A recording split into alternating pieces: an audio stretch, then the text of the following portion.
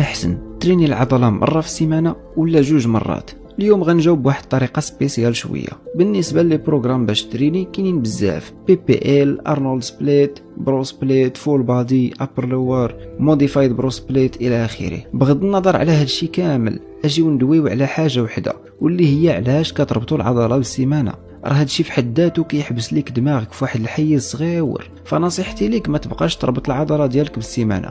غتحاول تشد بروغرام مثلا بوش بول ليكس، غنبدا نهار الاثنين بوش، نقدر ندير 3 بول ونتسارح نهار، ونعاود نهار الخميس نخدم الرجلين ونتسارح نهار، ونخدم نهار السبت البوش والحد بول ونتسارح الاثنين ونخدم 3 الرجلين وانا غادي. هكا ما بقاش بروغرام متعلق بالسيمانه اكثر ما متعلق بالاستشفاء. فاحسن حاجه دير هي تريني العضله ديالك كل 4 ايام ولا 5 ايام. علاش؟ بكل بساطه حيت التمثيل ديال البروتين في العضله ديالك كيكون طال اكثر. التمثيل هو التركيب والبناء العضلي بالبروتين. فاش كتريني العضله مره في 7 ايام كيوقع هذا التمثيل ديال البروتين مره واحده في 7 ايام، ولكن فاش كتقلص المده كيولي يوقع مثلا في 4 ايام ولا 5 ايام. وبالتالي النتيجه اللي غتوصل ليها في 6 شهور تقدر ديرها غير في 4 شهور ونص ولا 5 شهور. الحل اللي بان ليا انا الا كان مناسبك انت ولا انت راه غيكون احسن حل، واللي هو تفرق السيمانه على العضلات ديالك. وقت ما ساليتي 4 ايام ولا 5 ايام ديال الراحه لشي عضله عاود ترينيها وصافي وغتلاحظ فرق زوين.